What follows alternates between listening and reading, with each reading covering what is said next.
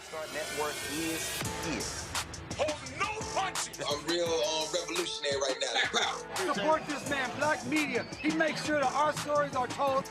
Thank you for being the voice of Black America, Roland. Stay black. I love y'all. All momentum we have now, we have to keep this going. The video looks phenomenal. See, there's a difference between Black Star Network and Black-owned media and something like CNN. You can't be Black-owned media and be scared. It's time to be smart. Bring your eyeballs home. You dig?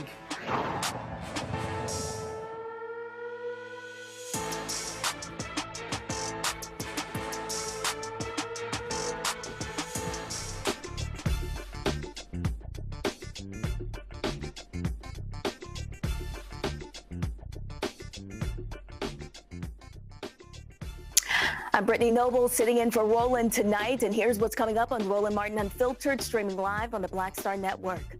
A mother from North Carolina is suing a hospital for negligence as well as emotional and financial distress after serious mistakes made her question whether the child she buried was actually hers.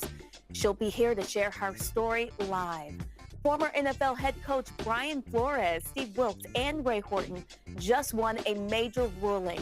Their discrimination lawsuit against the league will be heard in open court. Thousands of new mothers are being reported to the police due to flawed drug tests at childbirth. Some have been arrested while others are separated from their children. We'll speak with reporters from the Marshall Project about these alarming findings. And tempers flared at Thursday's Senate confirmation and Homeland Security Committee hearing. There was a heated exchange between Republican Senator Josh Hawley, Minnesota Attorney General Keith Ellison, and Senator Cory Booker, who called out racist Trump nominee Jeremy Carl for reducing him to the color of his skin. North Carolina marchers have reached the capital city after walking for 3 days now. We'll share highlights from today's Wilson to Raleigh Moral March. It's time to bring the funk on Roland Martin Unfiltered, streaming live on the Black Star Network. Let's go. He's got it. Whatever the miss, he's on it. Whatever it is, he's got the scoop, the fact, the find. And when it breaks, he's right on time and it's rolling. Best believe he's knowing.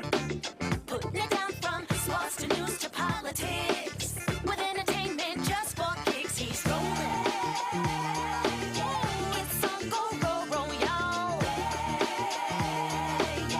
It's Roland Martin, rolling with Roland now. He's funky, he's fresh, he's real, the best, you know he's Roland Martin now.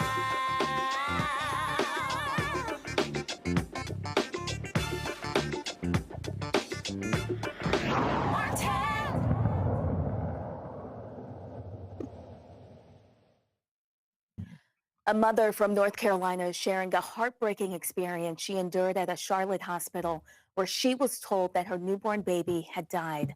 However, days later, LaShonda Hunter was informed that her baby was alive and improving, only to be told again that it was all a mistake. LaShonda's daughter, Legacy, was born February of 2022 and was quickly admitted to Novant Health Presbyterian Medical Center due to breathing problems, jaundice, and an elevated white blood cell count. Despite these serious concerns, Hunter says that doctors initially reassured her that Legacy was responding well to treatment. Then she received the devastating news that her baby had died. LaShonda and civil rights activist John Barnett are here, both to discuss this lawsuit that they have filed regarding this ordeal. LaShonda, thank you for joining us. I cannot imagine how you are feeling right now, but we appreciate you for sharing your story. Thank you for having me. What made you decide to speak publicly about what had happened to you and your daughter? Today makes 4 years that my daughter was born. Today is actually her birthday. And over the 4 years, the hospital has made me feel silent. I have reached out. I have asked for investigations. I have asked for proof. I have asked for all kinds of things, and they have ignored me numerous times. And I just felt like they were trying to silence me, and it was no or never. So walk us through that moment when doctors told you that your baby had died. I was in the hospital. I just had her. They told me the first 72 hours were critical. She breezed through the 72 hours, doing amazing. On day 4, I was released from the hospital. I went down to the NICU. They told me they thought she had developed a infection. I told them to do everything they could, discuss the plan of treatment. I went home. On day 5, they called me and said, hey, we don't think she's going to make it through the night. I told them that she was. I'm God-fearing, and that she's going to be fine. Do everything you're supposed to do. I was stalking my chart to make sure that everything was done correctly. The next day, she made it through. She was fine. I got a text from a nurse the next morning, and they said, I just laid eyes on Legacy. She's looks amazing. The same time, the next night, they called me again and said that Legacy would not make it through the night. And I said, y'all can't keep calling me, telling me this. Like, she's going to be fine. About 5-10 minutes later, they called me back and said she had passed. I didn't understand it. I couldn't grasp what they were saying. I was just in shock. So I immediately grabbed my phone to see if she was due for blood treatment, and to see if they did the blood and given her antibiotics. By the time I got to the phone, within minutes, they had wiped her completely from my chart. Picture gone, file gone, everything. And so then you were later told that your daughter was actually alive and improving? Yes. The next day I went to the hospital to see the baby that they said was my daughter's. And they put me in a closet, a dark closet with some family members and friends. And we didn't know who the baby was. We didn't know what the baby looked like. It was completely dark in there. It was only a slight light from the hallway shining in. So I went home and prepared for the funeral, because I entrusted the hospital thinking they were truthful. On 3 days later, I get a phone call from a doctor that was treating my daughter that I had spoke to several times, Dr. K. And he called me. He was so excited. He said, Miss Hunter, I'm calling you. This is Dr. K. I'm calling you to give you an update on Legacy. And I said, okay. And he said, she's doing amazing. He said that her jaundice was looking better. They were going to take her off of that light and put her on another light. Her white blood cells was looking better, which means the antibiotic was working, and that her breathing was doing better, and they were going to switch the tubes out. I just was in shock. And my assistant said, I thought that you said her baby was dead. And he says, is this Miss Hunter? And I said, yes. And then he just hung the phone up. So then to be told again that this was a mistake, what kind of emotional damage does that do to you, Mom? So I called numerous times after he hung up. I mean, numerous times. And for hours, they would put me on hold and hang up. They would say, hold on and hang up. And the NICU is a direct number. It's not like go through the hospital and be transferred here and there. They were putting me on hold and hanging up and would not answer the phones. Hours and hours and hours later, the doctor that pronounced my child deceased that night called me and said that she had made a mistake by calling me. And I said, you didn't call me, Dr. K did. She said, no, it was me. I said, no, it wasn't. I know who I spoke with. And she said, well, your name was on another chart, and we made a mistake. And I said, well, I want to see the baby that you're talking about then. If you made a mistake, I want to see that baby. She said, if you come to the hospital, I'll call security and have you arrested. John, let's bring you into the conversation. You're a civil rights activist. When you first heard LaShonda's story, what made you feel like this was not just medical negligence, but a civil rights issue? Well, the first thing I thought it was bizarre. And I had to, really ask for a lot of information.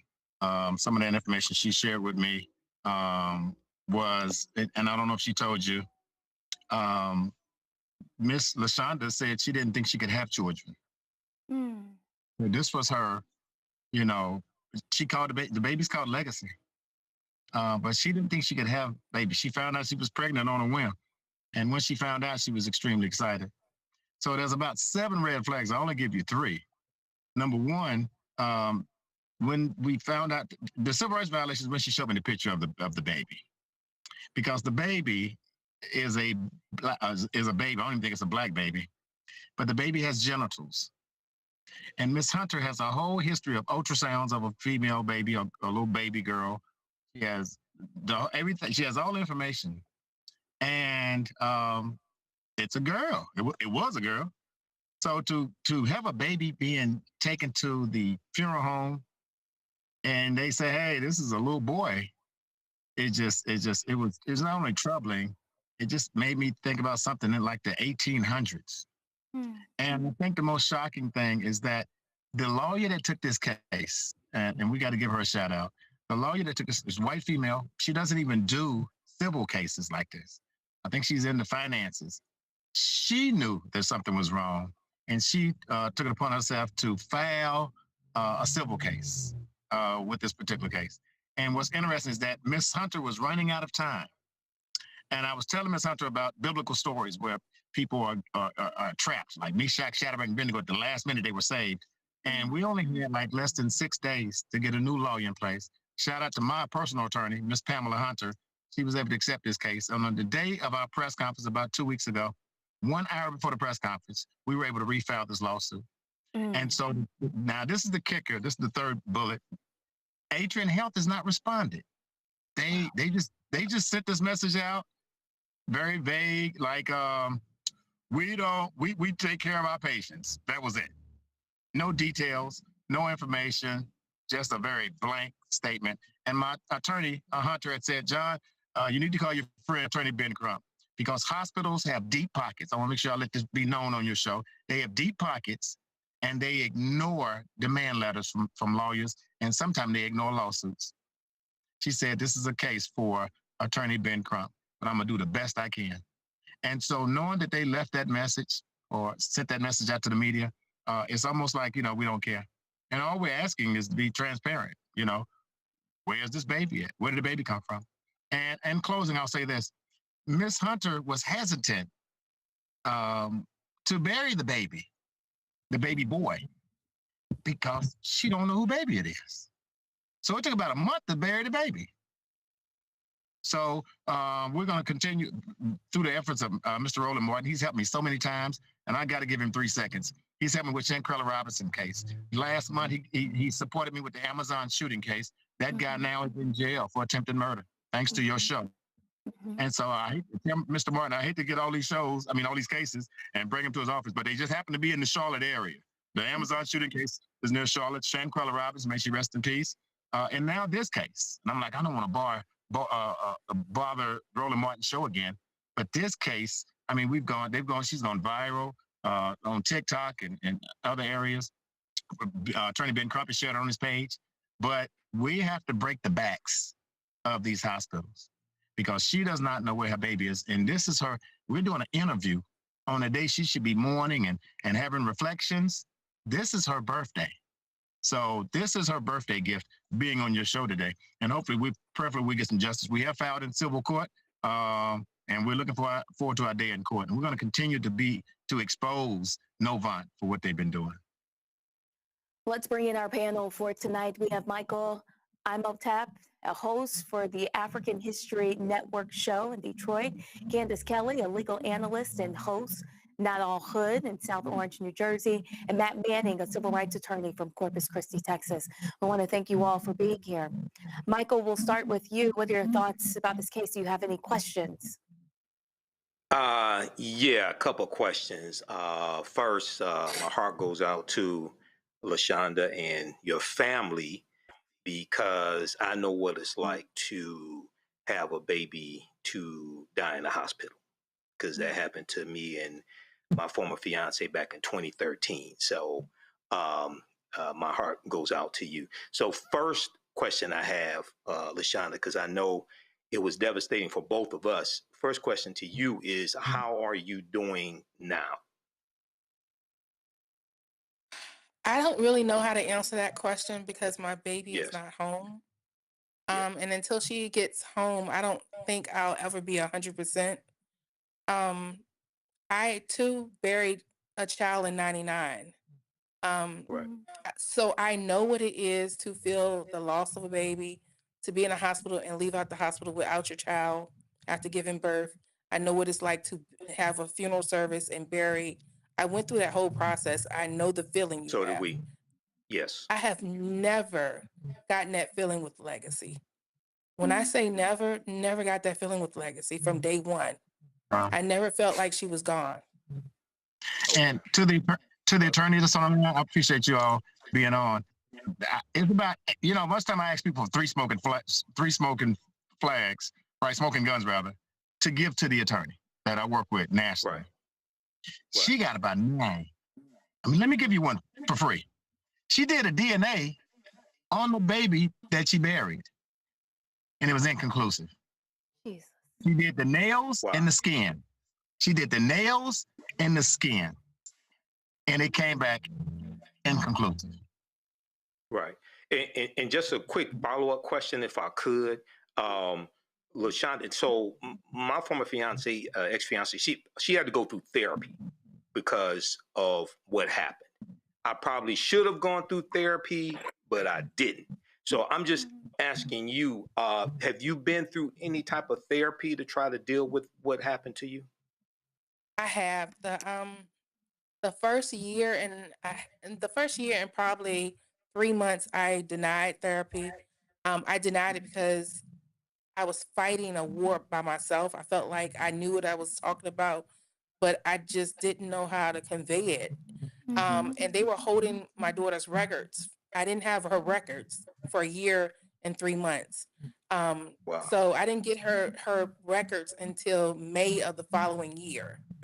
So once I got the records and saw it in black and white and saw that she was still being treated after her day of death, way after her day of death, then I knew it was like a relief. So then I accepted therapy because I had to learn how to deal with knowing that my child was out here. Right. Okay. All right. Thank you. Candace Kelly, an attorney, what's coming up for you? So, first of all, I am glad that you continue to contact the show, the Roland Martin Show, because this is how you get your voice out there and the help that you have received so far. So thank you for that. And also just my condolences to you in terms of this whole process and where you are now. You still feel like Legacy could potentially still be alive. I know that there was a question in and around the DNA, which you partly answered, but I'm wondering, what DNA did they compare samples wise? Did they get DNA that was authorized from you, or did they pull that from something that was already on record? How did that DNA comparison even happen? So once we realized that the baby that was at the funeral home was a boy, my attorney at the time contacted the hospital and said, "Hey, you guys got to do an investigation. Something is going on. This is a boy."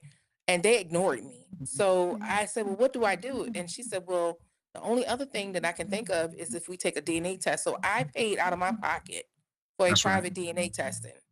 And first they wanted the funeral home to do pick up the DNA testing, and the funeral home declined. And my attorney at the time also said she didn't want to do it because she didn't want the chain to be messed up, and they said something else happened.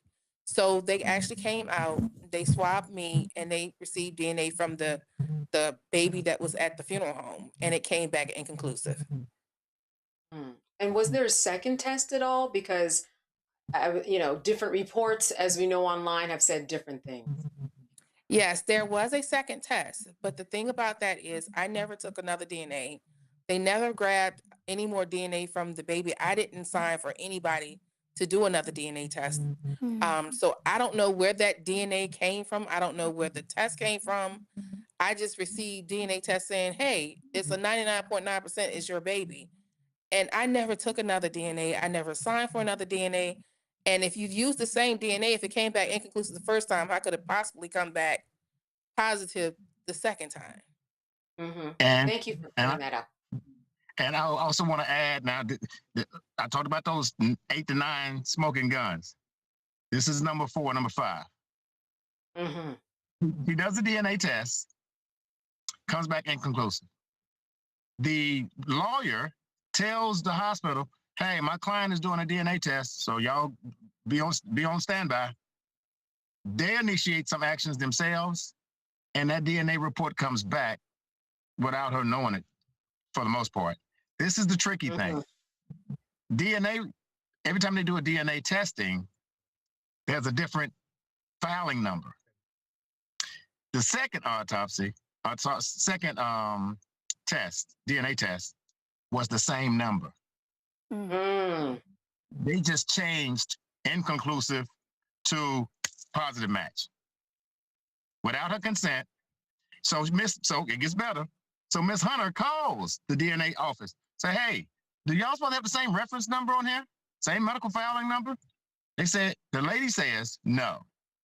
Every test has a different number, even if they do multiple tests.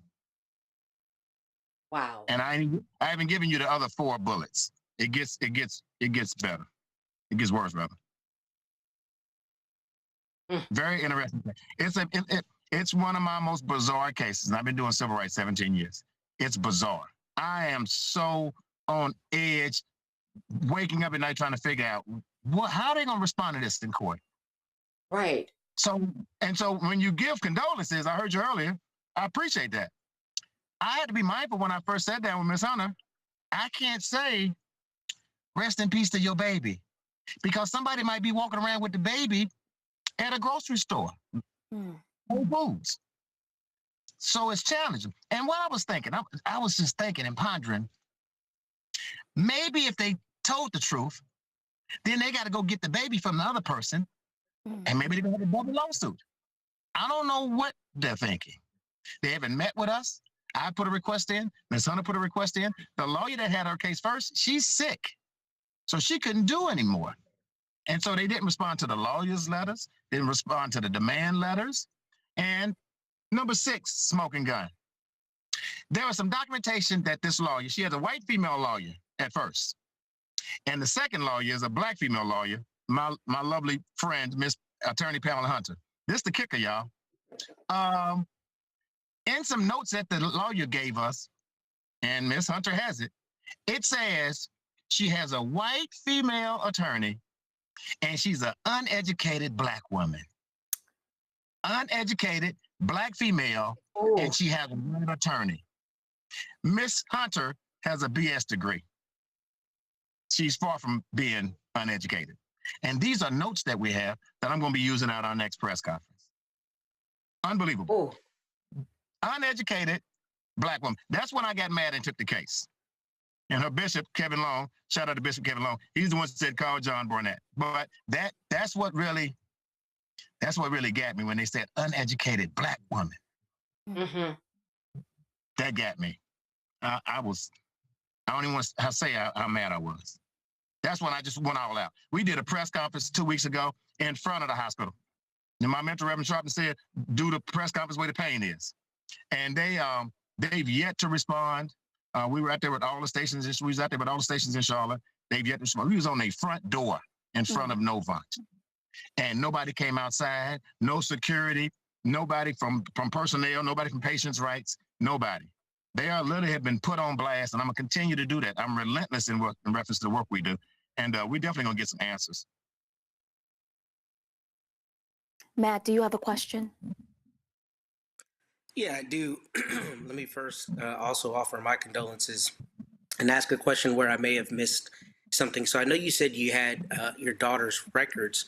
What do the records show about the continuing treatment? And I ask that because I do this work. I work in a personal injury firm, right? So the first question I had was obviously negligent infliction of emotional distress, all the things related to the mishandling of the records, and then the survival claim, which basically means if you have a family member that passes, you can continue on the personal injury claim that they would have had. So I'm particularly interested in the medical malpractice angle. What have the records shown, and what have you learned about the treatment she got after the point you were notified that she'd passed? Because that to me seems to be pretty seminal to the case. Well, she was continuing. They in her files, they showed that on February 25th, they flushed her IV and took it out, discontinued it. And that particular IV was for her antibiotics. It shows what it was used for, what the size of it was, how it was placed, and everything. It was placed on the 15th and it was taken out on the 25th, which coincides with what the doctor said when he told me that her antibiotics were working. that it looks her red blood cells was going, her white blood cells were going back up. So that coincides with what the doctor was saying. They also changed her ETT tube. I keep saying tube, but it's ETT on the 25th of February that was placed on the 13th, the day that she was actually born. They took that out.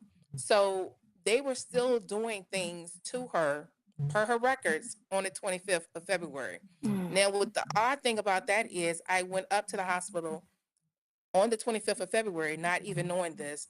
And I asked for the records for my daughter and myself. And they said, the lady told me, she said, I can give you your records, but your chart, somebody's in her chart and I'm blocked from it. That's right. So technically I looked it up by law.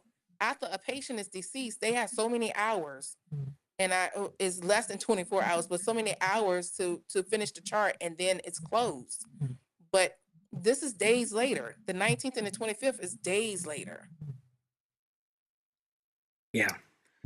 Yeah. And, the medical records surely are going to show who not only had access to them, but who may have manipulated them, which I'm sure your lawyer is already looking at. I have a case currently right now where I have an entry where a nurse declined to give a person some insulin and they died. So the point is, those records are going to be very telling.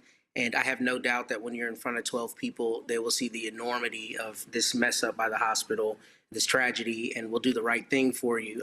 But I think that's going to be a big element of it is the medical malpractice part, because they're not going to be able to account, or they at least have not accounted yet for what they were doing all this time after they told you that she was deceased. And I think a jury is going to be very interested in that and is going to be very angry at the hospital for what they find there, because that's likely where there's malfeasance, among other places, obviously. So I'm sorry for your loss, and I'm sorry that you're in this position. Thank you. The records speak volumes. I definitely agree with you on that. They're still not the complete records. The records are supposed to have the temperatures taken and, all the everything, any and everything. If a phone call was made, this, that, and the third, and none of that is put in the records that I have. So some of the records are still missing, but I have a majority of them, enough to say that my daughter was still living. And I also agree with you that some things that are in black and white you can't deny, but the hospital just wants me to go away, and I'm not. That's right. Can I say one more thing, Brittany? I'm sorry. Yes. I was just going to ask. Hopefully, in Discovery, you'll find be able to cross-reference any potential adoptions. I think John was alluding to that, but there's also a lot of times stuff that happens with forced adoptions or that kind of thing. So it would be very important to know whether, to his point, somebody's walking around with your baby at a grocery store, because if the hospital mismanaged that, that's going to be incredibly important to know. I've told John personally, when it's just him and I talking, and I've told the public on camera, there's days that I walk in the store and not even know if I'm looking at my daughter or not. There are days that I turn around and just keep staring, looking for the eyes, looking at, just looking, because I truly believe my child is out here. And I truly believe that Dr. K knows something. He knows more. Dr. K had an interaction with me. He wasn't just calling just to call, and he wasn't making a mistake when he called either. He called because he had seen my daughter prior to calling me. You can't call with a prognosis without seeing the patient first. He saw my daughter that day. And I just want to know what happened afterwards. LaShonda, our hearts go out to you. And we appreciate you for being so open and sharing your story. And we'll be following up, and we are here to support you. John, thank you for joining us today as well. Thank you. Thank you. We have more news coming up on Roland Martin Unfiltered, streaming live on the Black Star Network. We'll be right back. Next on the Black Table with me, Greg Carr. Succession. We're hearing that word pop up a lot these days as our country continues to fracture and divide. But did you know that idea, essentially a breaking up of the USA, has been part of the public debate since long before and long after the Civil War, right up to today? On our next show, you'll meet Richard Crichton, the author of this book, who says breaking up this great experiment called America might not be such a bad thing. That's on the next Black Table, right here on the Black Star Network. My name is Bill Duke, and you're watching Roland Martin Unfiltered.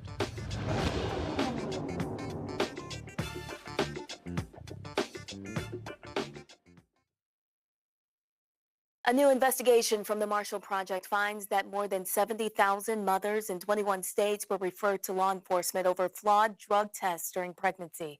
Data from 3 states tracking prescription cases show thousands of new mothers were reported to police solely based on medications their doctors prescribe.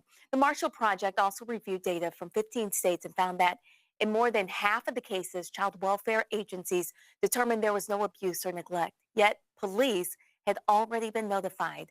In many instances, law enforcement continued criminal investigations even after child welfare authorities declined to take further action. In 13 states, all reports are automatically sent to law enforcement before any further review. Advocates and legal experts are calling in the criminalization of pregnancy. And joining us now to discuss their findings are reporters of the Marshall Project, Shoshana Walter and Jill Castellano. Thank you so much for joining us tonight. Thanks so much for having us.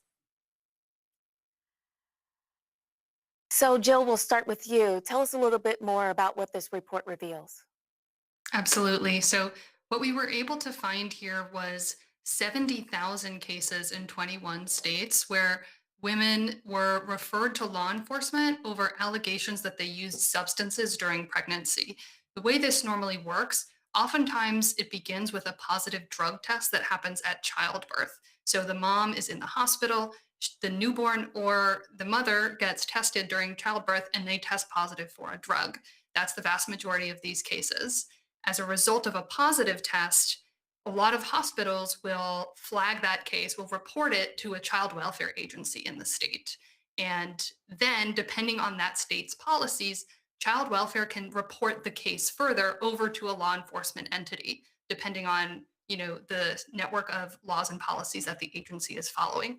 So what this data is showing is that there are 70,000 cases where child welfare has taken that extra step and gotten the police or the prosecutors involved. This is data for 21 states covering a 6-year period. It took us a year to gather it, to verify it. We contacted every state child welfare agency. We worked with the federal government. It was really, really hard to track down, really hard to verify, but we ultimately landed on this number. And we know that it's a significant undercount because it's only 21 states. But I think it really shows that there is this huge, expansive pregnancy surveillance system that's way beyond what we knew previously. Shoshana, in more than half of the cases, the state admits there was no neglect. So who's held accountable maybe for all the trauma inflicted on these mothers? I know it's quite incredible. And that's something that really shocked me as well when we were reporting on this, that so many women, thousands of women, are being referred to the police, even though they haven't actually taken any illicit substances during pregnancy. In some cases, in thousands of cases, all they took was a prescription medication legally as prescribed. And one of the things that Jill mentioned is that it often starts with these drug tests. Most hospitals are using urine drug screens that are fast and cheap, but very easy to misinterpret and have false positive rates as high as 50%. So we have seen women reported to the police, interrogated, arrested, jailed, even after all that they used was a prescribed medication. They ate poppy seeds. They took very common over-the-counter medications. Even from the fentanyl in their epidurals, women have been reported and jailed over these allegations. And Jill, what do we know about the racial disparities here? Well, the data itself doesn't elaborate on race, but we do know that women of color are much more likely to be impacted and they're more likely to be drug tested. And so this really does have a disproportionate impact on people of color and absolutely has racial disparities and major implications. Shoshana, what does this do to the trust in the healthcare system? Are women now afraid to seek prenatal care because it could possibly lead to an arrest? Absolutely. I mean, we've heard from so many women who, after seeing this story, have said, I want to avoid the hospital now. And among the many, many women that I've interviewed, these kinds of encounters just lead to enduring trauma and really lead to a loss of trust in our healthcare system. And it's not just women that I've interviewed. I've also interviewed women. I've also interviewed doctors, nurses, social workers who have seen the negative impact this has had on their patients, disagree with the policies, and yet hospital drug testing remains an extremely common practice in hospitals across the United States. And as Jill said, Black women, Native American women, Hispanic women, low-income women are all much more likely to be drug tested when they give birth. They're much more likely to be investigated. And if they lose their children to the child welfare system, it's so much harder for them to actually get those children back. Let's bring in our panel to see if they have any questions for you both tonight. Candace Kelly, we'll begin with you. So I was wondering, in terms of the process, let's say that somebody is tested and it's found out that they have drugs in their system.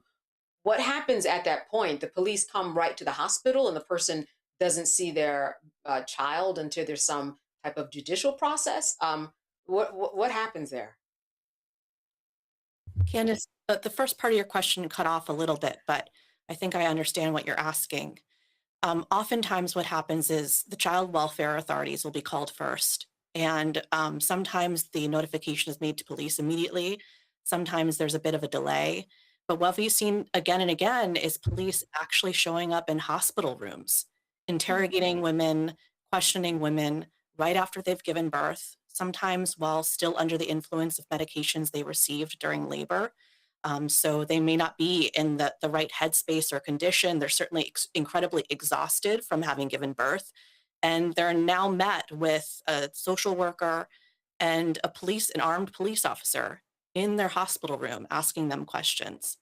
In other cases, we've seen police show up at women's homes to remove their children. And there have been many cases of mothers who had child welfare cases, were allowed to keep their children.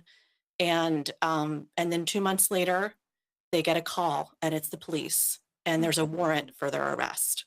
This happened to one of the women that we spoke with for our recent story, Ayana Harris Rashid.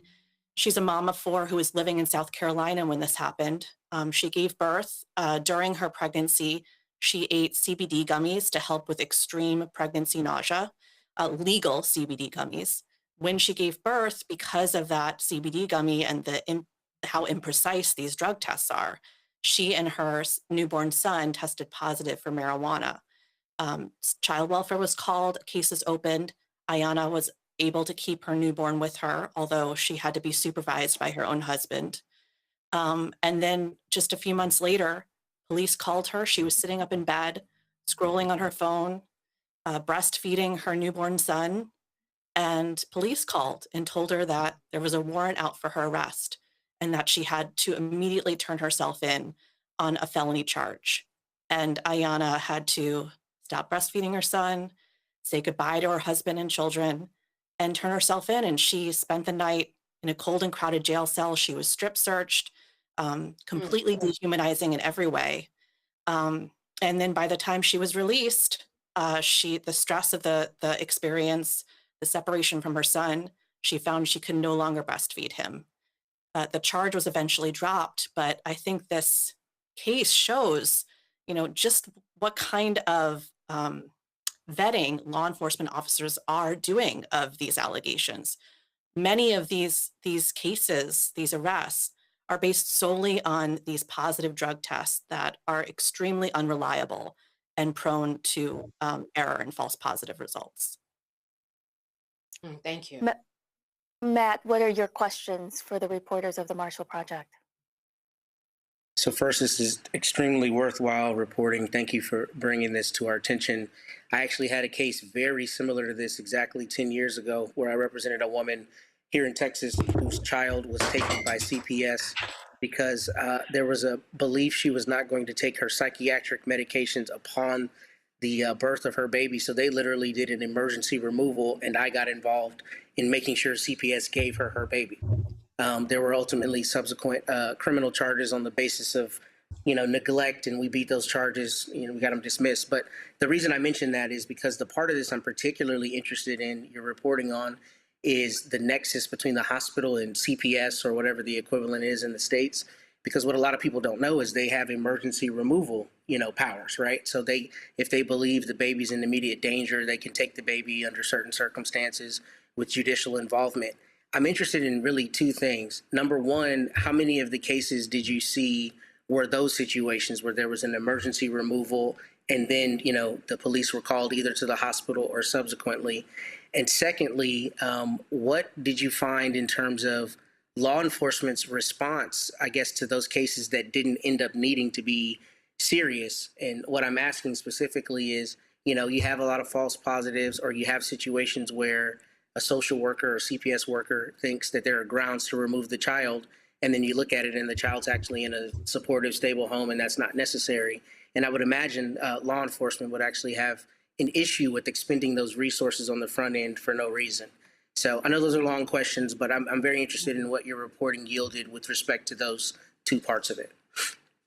Yeah, that's a really good questions. And the child welfare agency aspect of this is what we spent so much time unpacking, because it's really convoluted, and these agencies follow these sort of like Byzantine labyrinth of rules and laws, and are making really, really consequential decisions, sometimes without all of the information that they may need. And so we're seeing cases where they get a positive drug test. In some states, 13 states, if they get an allegation of drug use during pregnancy, they're referring that case to law enforcement no matter what. It doesn't matter the circumstances of that case.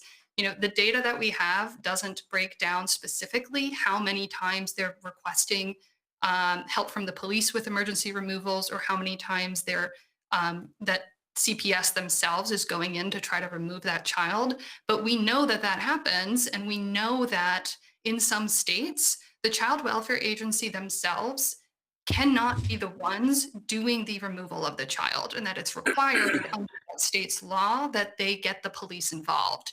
Well, that has major consequences, because once the police they're flagged and they know about this case, they can do whatever they want with it, really. I mean, once it's in their hands, they can open an investigation. Even if CPS were to just contact them and say, hey, we're not sure about the safety of this situation, can you have somebody accompany a caseworker? Well, the police could then take matters into their own hands and launch an investigation if they want to. So it's very consequential when child welfare is getting police involved. Michael, do you have a question to that? Thank you. Brittany, can I actually ask a follow-up question? Okay. Sure. Absolutely, Matt. I'm sorry. I'm very sorry about that. So the follow-up question I had was about CPS, and the question is, as it relates to CPS, what did you find in terms of the data, in terms of how often CPS was requesting these drug test results, or I guess basically how is that happening? Is it the hospitals are just getting these drug test results and reporting them to CPS? And I guess the second part of the question is, did you find a nexus with any women that had prior CPS allegations? And the reason I ask that is one of the worst travesties in our system is if you've ever had any contact with CPS, they almost never let you get away from it, right? It always follows you, any subsequent allegations, that kind of thing. So did you find that to be true in the reporting as well, that women with multiple allegations were kind of harassed? I can jump in on this one. For the first part of your question, Watt, they're actually, most states and federal law do not require hospitals to drug test women who come in to give birth. Federal law only requires that hospitals notify child welfare agencies anytime a baby is born substance affected. And that could have, the definition of that can be interpreted in many different ways. But a notification isn't necessarily supposed to mean a child abuse and neglect report. But this is essentially what hospitals are doing to comply with this requirement. They do not have to drug test. Many of them do. And unfortunately, once a drug test result is in hand, it's a positive result, even if it's just based on this urine drug screen that is very imprecise with false positive rates as high as 50%, most states are then required to report that result. And so what happens again and again is that hospitals drug test new moms, the screen comes back positive, they immediately send it to child welfare authorities. And even if a more precise test is coming, child welfare authorities open up an investigation before that result has come. And the other thing that's, I think, really important to note is that in this country, for decades, we have had state laws, federal regulations over workplace drug testing. And in most cases, workers who are drug tested on the job are entitled to certain protections. They're entitled to a second, more precise confirmation test. They're often entitled to a review from a trained medical review officer who knows how to interpret the results and who can differentiate between a positive caused by something like poppy seeds versus heroin. Most workers are entitled to that under federal law. But when it comes to birthing moms, they are not entitled to those protections. Most states do not have any protections in place that would prevent someone giving birth from being punished due to a positive drug test. And so these test results are often automatically shared by hospitals to child welfare authorities. And then from there, child welfare authorities quickly open up investigations and sometimes execute removals of those newborns. And I've seen cases where, moms had investigations opened into them and a confirmation test actually was done. It came back negative, proving that the mom's result was a false positive. And CPS kept the case opened, likely in part due to, race and class concerns. Once a CPS case is opened, I'm sure from your experience, they can come into your home, they can inspect your refrigerator, they can, see how if your electricity bill is paid, they view all of these things as potential risk factors. And so once they're involved, it's incredibly difficult to get them uninvolved. And the consequences can be even more severe when CPS then shares that referral with police or prosecutors.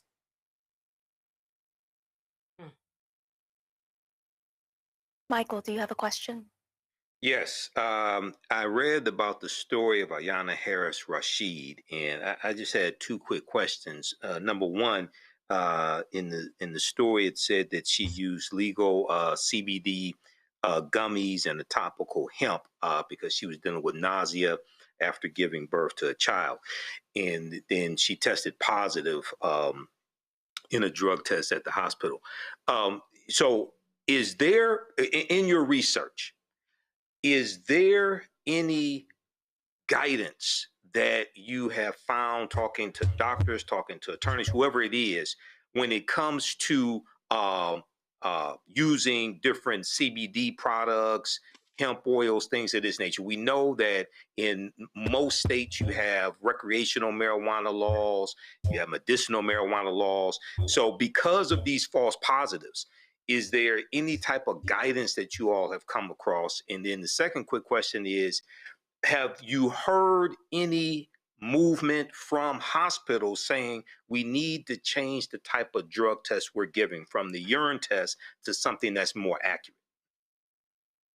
Yeah, those are great questions. In terms of the false positives from CBD products, I would say that the mothers that I've talked to have never received any sort of caution from their doctors about, products to avoid, foods to avoid that might trigger a positive on a drug test. The thing I see again and again, in addition to CBD, are poppy seeds. The U.S. military actually now advises service members not to eat poppy seeds because they cause positive tests for opiates. Again and again, I've seen mothers reported to CPS and to police as a result of eating lemon poppy seed muffins, poppy seed bagels, a salad from Costco with poppy seed dressing. And their doctors never informed them to avoid something as simple as eating poppy seeds because it could produce a positive result in a drug test. In fact, many of these women did not even know that they were going to be drug tested when they went in to give birth. So that's another issue, that there's a lack of knowledge and consent for these drug tests in the first place. Right. Yeah, and to add to what Shoshana said, I think, there's levels of reform that we could see. We could see reform at the level of the hospital where they're notifying people if they have a policy around drug testing, or they're requiring confirmation tests.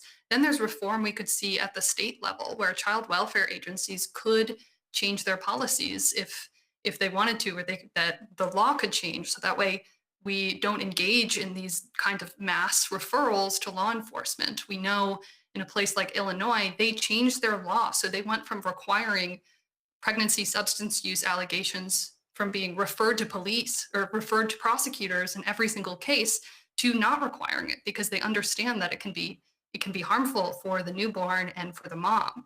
And then you also have the potential for reforms at the federal level, where maybe the federal level, the government could get involved in doing a better job at educating state agencies about the requirements, or even, passing some measures to make sure that this data is tracked so we understand the scope of the problem. I mean, there's a lot that can be done. We just learned that in New Jersey, there was a new law passed requiring confirmation testing, which is going to be the first state in the US that has that instituted. So there's lots of room for reform.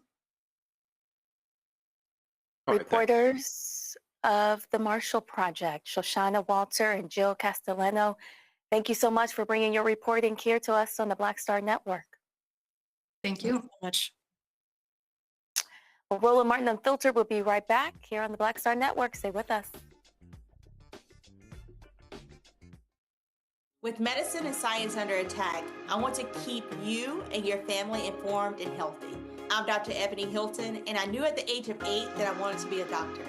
So I studied hard and became the first African-American female anesthesiologist hired at the Medical University of South Carolina since its opening in 1824. And I always say I was made into a doctor, but I was born to be a mom.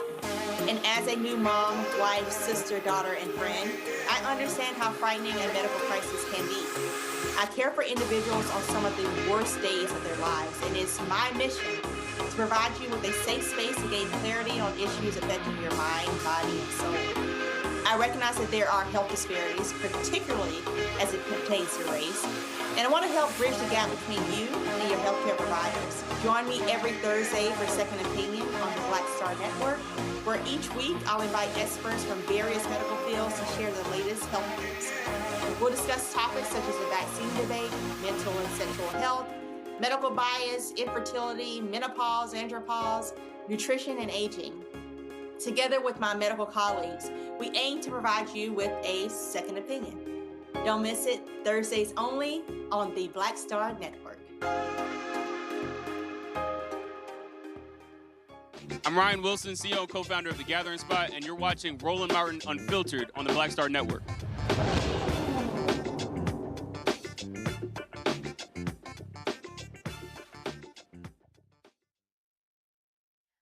Well, the U.S. District Court for the Southern District of New York ruled that Brian Flores, Steve Wilks, and Ray Horton's ongoing discrimination case against the NFL will proceed in open court.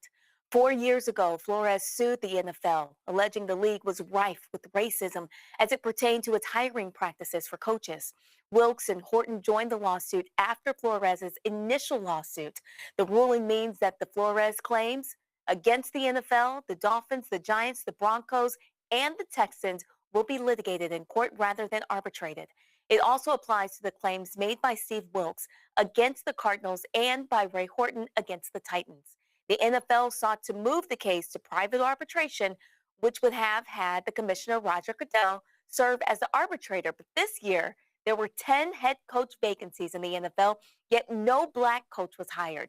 And last week, before the Super Bowl, NFL Commissioner Roger Goodell addressed the lack of diversity in this year's head coach hiring cycle. I remember talking in your office back in 2019, and you had said that the league is always going to look at different things about hiring. Well, since then, you guys have expanded the Rooney Rule. You have had put in a mandate to try to address the offensive side of the ball with the coaching fellowship program. And you also put candidates in front of the decision makers. But everybody knows that this cycle is over 10 for black coaches, 1 for 9 for coaches of color. So should you just be resigned to the fact now that basically nothing you do can move the numbers between 3 to 7 on coaches and 3 to 7 on general managers, those historic numbers that we've seen? You know me too well to say I'm resigned to something where I think we need to continue to make progress. And I believe that. I believe diversity is good for us. I think we have become a more diverse league across every platform, including coaching. But we still have more work to do. There's got to be more steps. So we're reevaluating everything we're doing, including our accelerated program, including every aspect of our policies and our programs, to meet the challenges of today and tomorrow rather than yesterday. So we need to be looking at that and sort of say, okay, why did we have the results this year? What is it that we can be doing in training or education, and that goes for not just the candidates, but also the clubs, and how we can try to continue to increase the opportunities and the outcomes ultimately. How bothered are you by the public perception that teams interview black candidates just to satisfy the Rooney Rule and not with no intention of hiring them? And then the second part of that would be, who do you think was the most important African American in the history of the NFL, this being Black History Month? There's a lot in that category. And I think I would probably dispute your context of the question. I think the Rooney Rule has been seen as a positive by our clubs by giving them an opportunity to look at a diverse set of candidates. They make the choice ultimately, but I think it's shown them the value of that, to look at talent where you might not know it or you may not see it. We're in a competitive league. People are challenged, and we have 10 openings this year. Teams are trying to get the coach that they think can win. So I think taking the time pressure off of that is one of the things we focused on as a league in the policy, to give them that time so that they can make a really good decision that they make independently, but a decision that is based on being able to look at a diverse slate of candidates. And I think that only benefits the NFL. And the Rooney Rule, I think, has done that not just in the NFL, but I think across industries on a global basis. I'm so interested to hear what the panel has to say about this tonight. Matt, we'll begin with you. This year, there were 10 head coach vacancies. Not a single black coach was hired. How does this happen in a league that's majority black on the field? Because they think we're stupid. They think we're stupid and our eyes aren't open. You know, what I really would like to focus on, if you'd allow me though, Brittany, is the enormity of this ruling. Because what people may not know out there is that arbitration is basically a private court process. But what I didn't even know until preparing is that apparently the NFL Constitution allows Roger Goodell to be the one who rules on certain issues or farm them out to an arbitration. As a lawyer, I hate arbitration because I feel like it does not give my clients the same opportunity that they would have in front of 12 citizens in open court. But most of the time that you sign an agreement, you know, you download something from Apple or some other big company, they almost invariably have an arbitration clause in there. And the idea is to not have litigation every time somebody has an issue. You have to go through this private process. So I'm glad the Second Court of Appeals made the right decision and that the district court today followed that same logic, because this allows the issues to come to the light of day and allows the NFL to not, you know, cover them up by letting Roger Goodell call the balls and strikes, so to speak, on malfeasance, on misdoing, you know, wrongdoing. So this is a really, really big deal. And I don't know how it works on the federal level, but under Texas law, at least, an arbitration clause is not enforceable if it's against public policy. The reason I think this is huge in this instance is because all these employees of the NFL, all of the players, all of the people who are tangentially this could hopefully allow them to have more meaningful justice when they have bona fide claims that aren't going to get swept under the rug because the NFL gets to basically police itself. That's the functional outcome of this. So I think this is really an enormous ruling, and hopefully you see this cascade into other areas where arbitration clauses would otherwise be foreclosing justice. Candace, what kind of evidence do you think may come out of discovery now that this is headed to court? Well, listen, I think that's one of the most important things about this case is the case filing itself, where you can read all of the evidence that was filed by Flores's attorney, and he doesn't use a lot of legalese. He uses a lot of history of the football league, of blacks in the league, racial discrimination, and it's written in a way that really almost anybody can understand. And it's very, very important, I think, for a lot of people to look at that. So a lot of the evidence is in the filing, in the lawsuit in and of itself. What we heard in that soundbite was just a lot of waffling babble talk. I mean, he's asking questions that they've been asking since, 1920 when the NFL was founded. What are we going to do? We're trying to figure out how to make things better. I think that the Rooney Rule works. No, it doesn't. What are they going to do? They've been asking that forever, and they seem to not have any answers. The other thing is that when we look at this violation of civil rights and discrimination cases, even on a state level, there are ways for the attorney general to jump in and say, hey, you know what, there's a problem here and we're going to do something on the state level. No one's doing anything. The only one that's doing anything is Brian Flores. And the what has happened now in terms of moving the needle, this is big. This is huge precedent. And why would he want to go in front of arbitration? Like Matt said, why would you want the person who you are really suing, a representative thereof, deciding your case? That makes absolutely no sense. And I see exactly why they decided what they did. Brian Flores has a very good chance of winning because, as you mentioned, there were 10 spots open. They didn't get them. And since, again, 1920, we haven't seen these numbers move almost at all. So it would be a very interesting case to look at and follow. Michael, if the NFL loses this case, what should real consequences look like? Well, hopefully they will lose the case, and I'm going to answer 3 questions here. Now, I'll preface my comments with this caveat. I haven't watched the NFL game since Colin Kaepernick left the league, was blackballed from the league, and I ain't watched the Super Bowl either.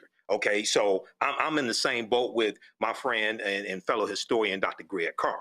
But hopefully they do lose, and this is exposing the racism in the league. And as Matt said, usually under arbitration, Roger Goodell, the league commissioner, who works for the team owners, okay, he usually oversees arbitration. So with this going to court, this is a whole new ball game, hopefully. And this goes once again to the racism that we see in the NFL, and the reason why you have 10 open spots and you don't African American coaches haven't gotten any of them is because the overwhelming majority of the team owners are white, and you're still dealing with a plantation system. The NFL players, 53% to 67% African American, depending upon the season. So this is good news. I followed this case a few years ago, going back to 2023. I think Brian Flores has a good case, and this is really exposing, once again, the NFL, and going to that question of the most important black quarterback, or however he phrased it, could be Doug Williams, who was the first African-American quarterback to lead a team to the Super Bowl in 1988, the Washington Redskins. But it could be Colin Kaepernick, because Colin Kaepernick led a movement by taking a knee. Unfortunately, a lot of people stabbed him in the back and didn't back him up, okay? Because that really could have manifested into something larger. At some point, Black people have to realize that we can't be distracted by entertainment, okay? And we give up being empowered because we want to be entertained, okay? So at some point we have to learn that we have to withdraw economically from things like the NFL. Stop watching the game, stop purchasing the jerseys, stop going to the game, stop financing this plantation system. Hopefully we'll wake up very quickly. Well, we have plenty of news on the other side of the break. Stay with us. Roland Martin Unfiltered will be right back. You're watching the Black Star Network. local, Midwest-born, HBCU-educated with experience in newsrooms across the country. Well, I've teamed up with Roland Martin to bring to you The Breakdown. This isn't just news. It's our stories, our voice, our community. Join me for The Breakdown, Monday through Friday at midday, only on the Black Star Network. Hey everybody, I'm TD Jakes, and I want to encourage you to watch Roland Martin Unfiltered. It'll blow your mind.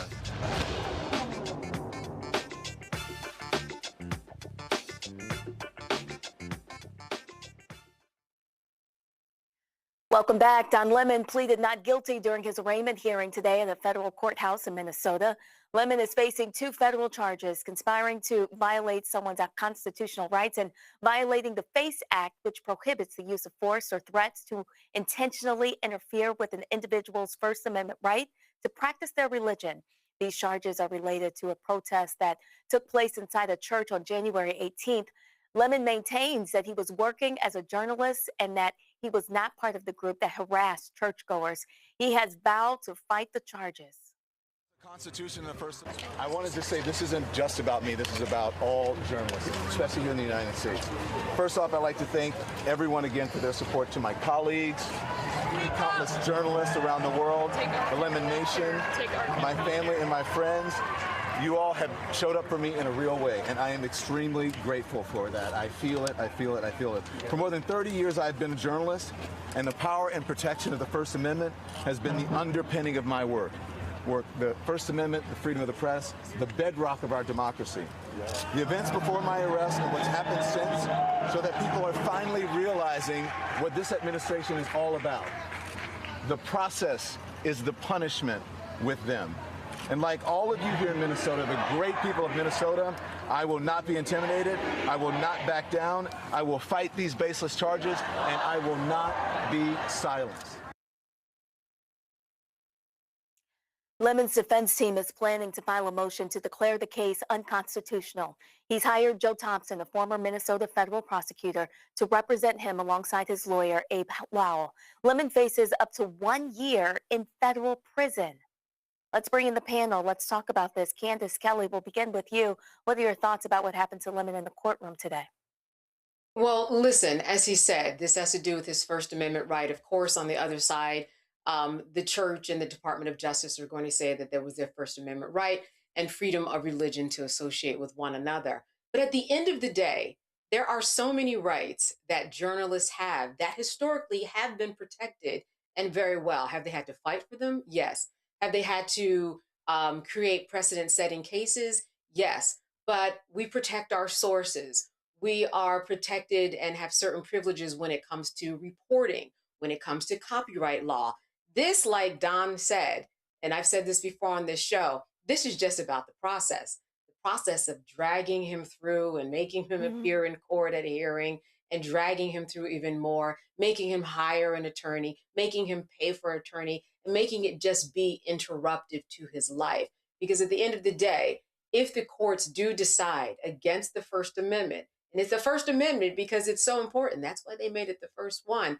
If they decide to go against the First Amendment, that would be terrible precedent for not just liberal people like Don, but for everyone across the board. They'd never be able to apply it. It wouldn't make any sense. And it goes against the very construct of the Constitution. Now, you can argue a lot about the Constitution any way that you want, that it is for the people, that it is against the people.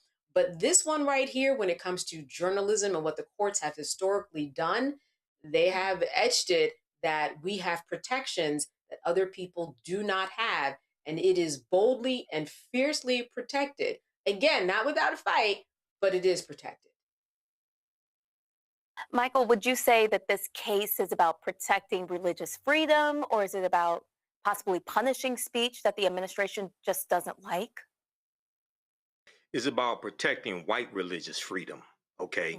And it's about punishing African-American independent journalists, okay? Keep in mind, independent journalist Georgia Fort is also prosecuted in this case as well, because she was there also covering the protest as a journalist. So you have Don Lemon, who was on CNN. Now he's an independent journalist, very outspoken. He's been very outspoken against Donald Trump. You see him persecuted by this Trump regime, this thuggery, this rogue, lawless Trump administration. And Donald Trump, when he was on the campaign trail in 2024, he talked about protecting white Christians.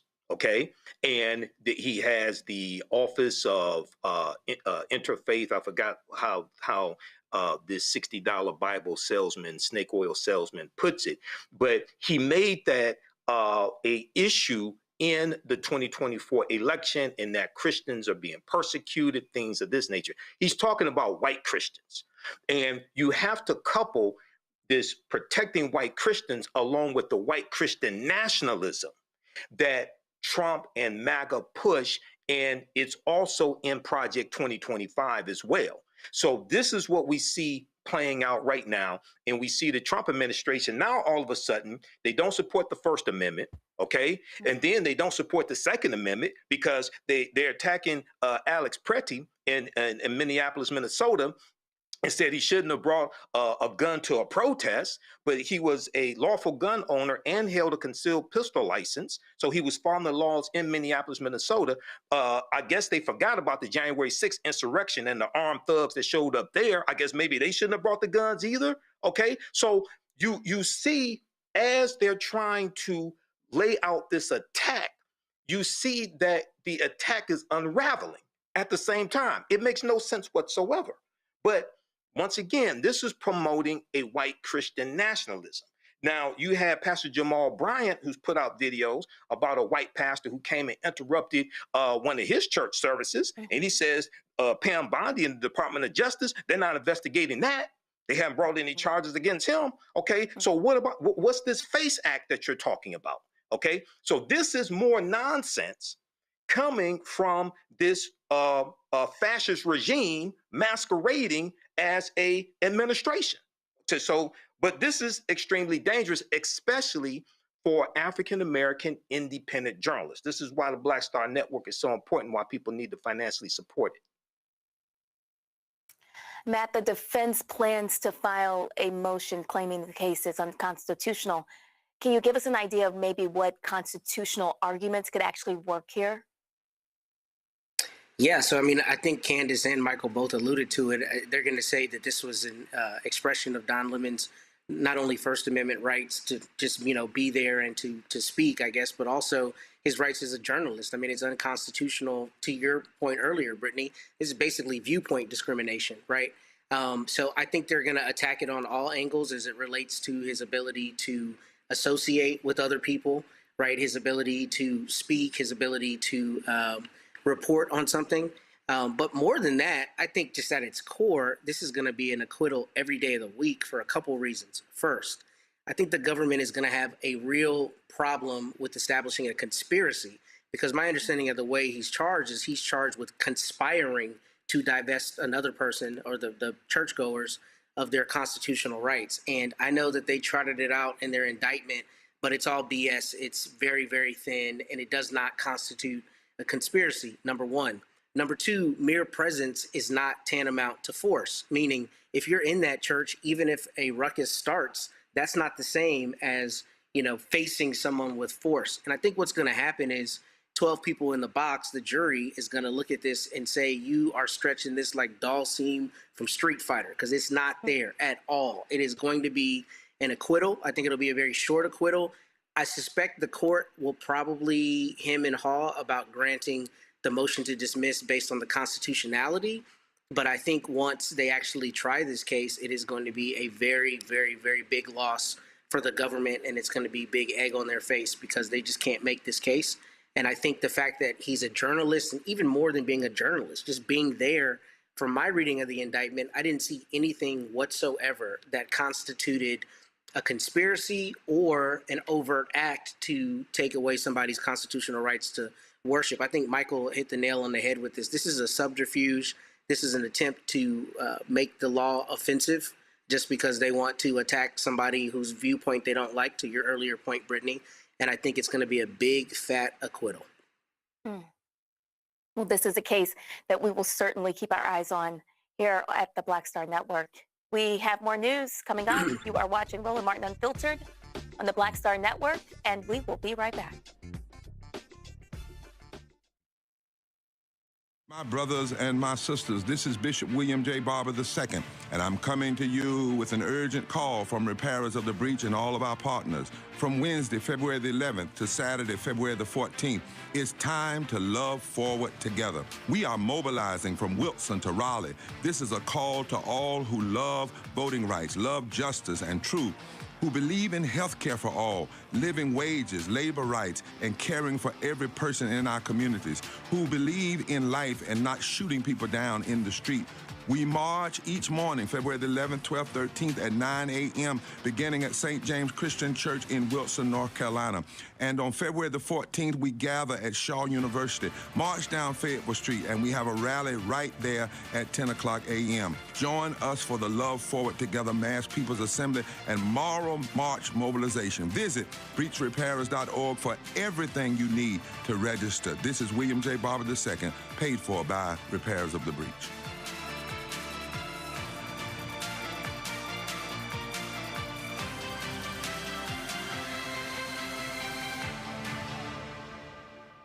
What's up? It's Talib Kweli. I'm CEO. This is the Black Star Network.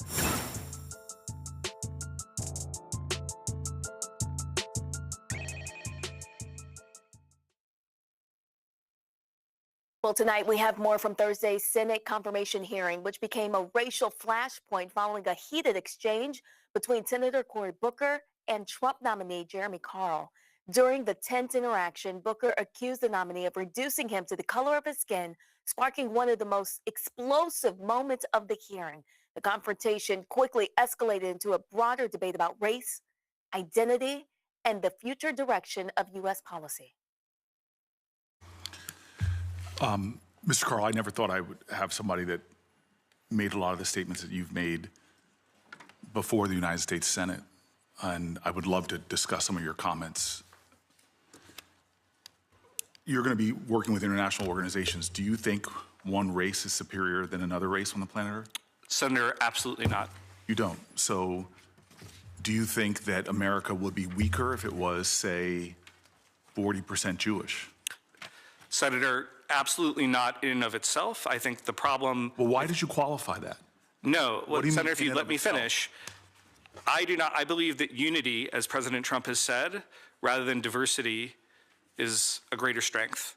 But why not simply say it doesn't matter what percentage of our population is Jewish? Senator, it certainly doesn't matter. It doesn't matter. Senator, if I could finish, as somebody of Jewish origin myself, and I do want to take this moment to say, because there have been some comments made, one of my weaknesses, and we've discussed some that you may think in general are weaknesses, is sometimes I take an idea too far. And I made some comments in interviews about minimizing the effect of the Holocaust that were absolutely wrong. And I'm not going to sit here and defend them here. I just want to be very, very clear on that point. Again, had I been in Germany in that time, even though I'm a sixth-generation American, but had I not, I would have been killed just like anybody else. I've heard you say that you regret some of your comments about Jews. Absolutely. Do you regret any other comments about any other races? Senator, you would have to reference a certain comment, but I'm certainly not a perfect person, and I'm sure that I've made... Do you regret any of your comments about Latino Americans? Senator, I'm sure that if you read me every single comment I'd made about a group, there would be some that, upon consideration... So you stipulate for this body that you have in your past made comments about Jews and Latinos and perhaps blacks that you perhaps regret? Senator, thank you for the question. As a Calvinist who believes that we're all infinitely sinful and only redeemed through grace... See, sir, we're sending you into a very diverse world. Yeah. And you can't say unequivocally that America, it doesn't matter what our racial makeup is. You believe it matters what the racial makeup of America is. Senator, do you believe it matters, yes or no, what the racial makeup of America is? Senator, to echo President Trump, I believe I don't want unity you to rather echo than diversity. President Trump. I want you to answer my question, yes or no. Does it matter what the racial makeup of America is? Senator, I'll stand on my comment. Thank you. What's your comment? Answer the question, yes or no. Echoing President Trump, I believe unity rather than diversity is a strength. So you have a problem if America grew to be more Latinos than white people? Senator, the individual group is not important. This is a cross-societal. What do you mean when you say that you believe in the Great Replacement theory? Senator, thank you for that question. This refers to the intentional demographic replacement of Europeans in Europe. It was invented by Renaud Camus, who was a French scholar. You think there's an active effort to, quote unquote, replace Americans right now? Senator, I think the Democratic Party, through its immigration policies, has certainly shown signs of that. And I don't understand that. So you are saying that if more Americans are Black or Latino Americans, that somehow weakens America because it puts whites in a minority? Senator, I never said anything like that, nor do I actually believe that. I want to be very clear that regardless of country, if people generally share more in common, that's a strength. Can I read you what you've said? Because it sounds like this. You said the Great Replacement is real, and they are going to try to make you pay for it. Who is they? Senator, thank you for that question. I simply don't know from you reading that one isolated comment. So this is the problem. You make the most incendiary comments that you admit that you regret about Jews, about Latinos, about Blacks. And you sit here and say that you do not have a worldview, that somehow our country is weakened based upon the populations of each. In fact, you say in your writings that it is a threat to the United States of America and create an us versus them. And the only interpretation I can have of us versus them is it's white people against others, which sounds deeply racist to me. That somehow you think our country's greatness depends upon its ethnic diversity, as long as white people have more numbers than others. That does not sound like a nation that was founded with the belief that all people are created equal and equal before the eyes of God.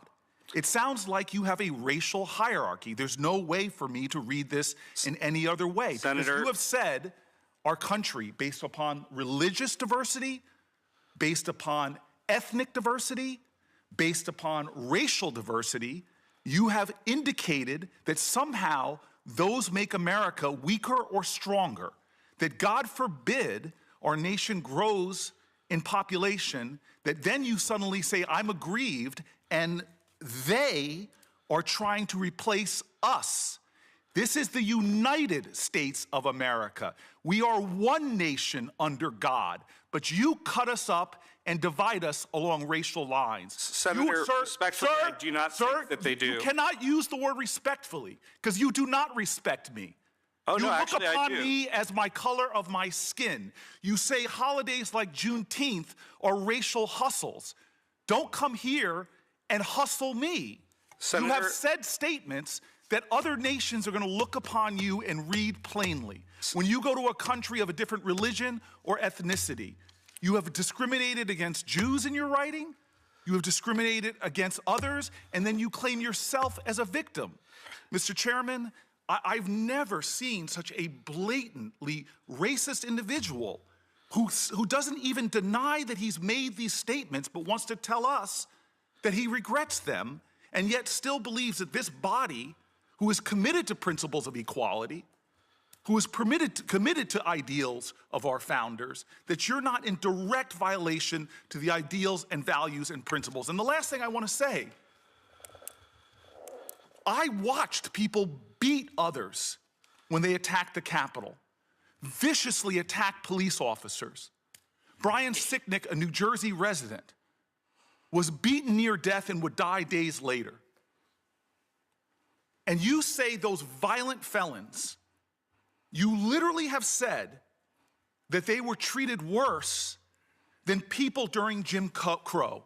When thousands of Americans were lynched, murdered, beaten, and killed, you equate Capitol Hill rioters with receiving worse treatment than Americans during Jim Crow, which even some of the worst people who participated in that violence and beatings have come forward decades later and said, I was wrong.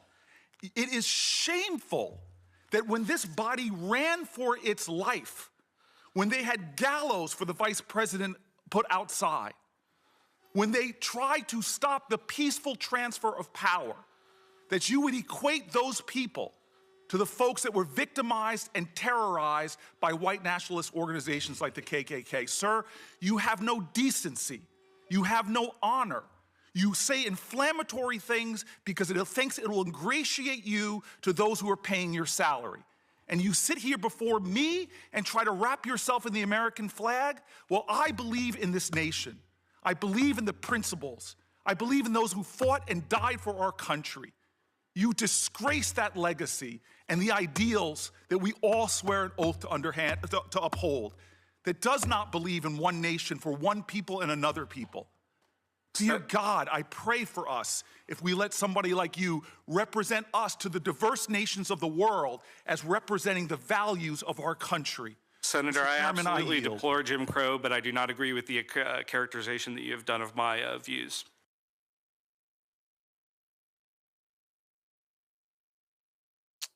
Michael, let's begin with you. What did this hearing expose?